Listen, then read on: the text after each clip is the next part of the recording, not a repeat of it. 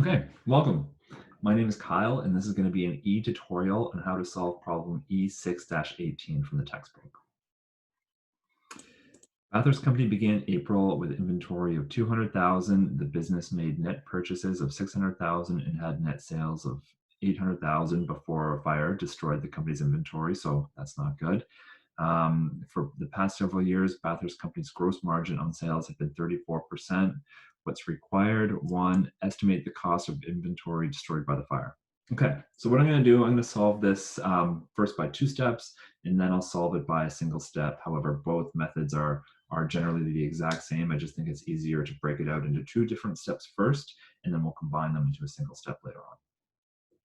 So I'm going to just start by putting down a formula here that we need to know in order to solve this problem. What was the beginning inventory? Plus net purchases. If we add those together, that's going to equal the cost of goods available for sale. So that makes sense, right? Well, what did we have plus what did we buy? That's going to equal everything that we could sell to customers. If we take everything that we could sell and we deduct the cost of goods sold, remembering cost of goods sold is inventory we used to have but no longer have, we're going to get an estimate for the ending inventory. Only type, okay, there we go. So the student observers here will notice this is actually the exact same formula we use under the periodic system when we're trying to calculate the amount of the journal entry for cost of goods sold. But it makes sense just intuitively thinking about it. What did we have plus what did we buy? That's going to equal everything we could sell to customers. Then if we deduct what we actually sold, we're going to get an ending inventory balance. So I'm going to go through the question here and just try to populate as much as possible. It tells me in the question, going up here, Bathurst Company began April with inventory of 200,000. They began the period with $200,000 worth of inventory. That was the current asset of inventory on their balance sheet at the beginning of the period. Then it tells me the business made net purchases of 600,000. So I'm going to add that down below to net purchases. So the two added together, what we had or what Bathurst had plus what they bought, that's going to be what they could sell to customers. And that's almost as far as I can get with this right now. I need to know more. I need to do another calculation because I'm not given cost of goods sold and I'm not given ending inventory. Instead, there's only one other number I've given, and it's gross margin, which is 34%. So I do know, if I'm remembering from the ratio we did in chapter 6, I do know that net sales revenue minus cost of goods sold is going to equal gross margin.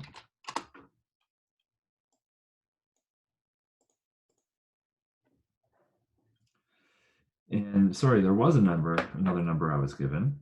It was 800,000 net sales. So net sales revenue here is 800,000.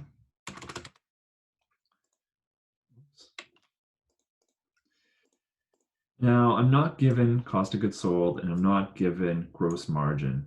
However, I am given gross margin expressed not in dollar terms, but expressed instead as a percentage. So if gross margin is revenue minus cost of goods sold, and I'm given it as a percentage, I can solve for the unknown here. Gross margin percentage is going to equal gross margin divided by net sales. So 34% is going to equal gross margin divided by 800,000. Just doing some simple arithmetic here, I can say 34% multiplied by 800,000 is going to equal gross margin. So gross margin equals, my writing here is getting a little bit ugly, my apologies. I'm not going to try that math in my head. You cannot underestimate how small my brain is, so I'm going to rely on Excel to calculate that for me, 272,000. So this number then is going to be our ending gross margin balance, 272,000. And this is 34% of sales. And this is getting messy, so let me clean this up a little bit.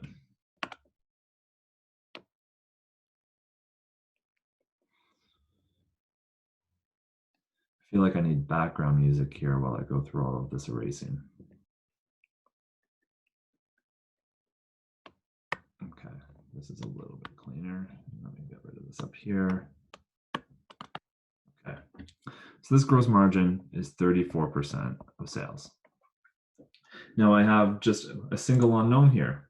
What is cost of goods sold? Well, I know what revenue is. I know what gross margin is. Cost of goods sold must be the difference between the two. So 528,000. I'm going to then take this 528,000 and put it here. Now this was an estimate, so I should specify this is estimated cost of goods sold. Let me emphasize that it's estimated by just italicizing it and underlining it. But it's going to be the 528,000, which means that the estimated ending inventory, just italicize and underline that, is going to be 800,000 subtract the estimated cost of goods sold, so 272,000. So that's it. That's requirement one. However, I did say I was going to do it in 2 steps. The first step being, well, we needed to calculate cost of goods sold by utilizing the gross margin percentage and then adding that into our formula over here. I'm going to show a template now that goes through this in a single step instead of doing it in 2. It is the exact same, however. I'm just going to copy and paste this down here. Let me get my template set up. Beginning inventory plus net purchases equals cost of goods available for sale.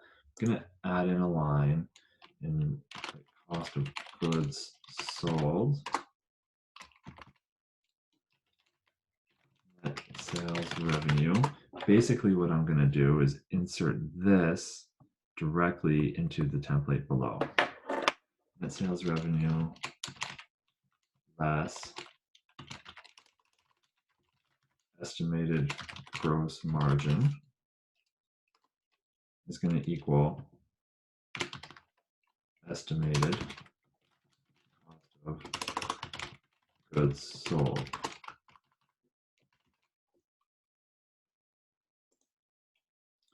And I can use that to calculate estimated cost of ending inventory. So the beginning inventory doesn't change. It's going to be the same 200,000. The net purchases doesn't change, still the same 600,000. Therefore, the cost of goods that we can sell to customers is still going to be exactly the same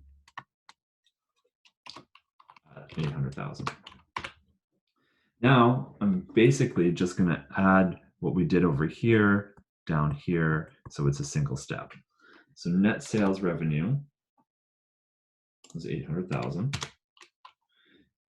The estimated gross margin was 272, and I'm doing that because it's, well, 800,000 multiplied by 34%, so 272. And I should have probably put these over here.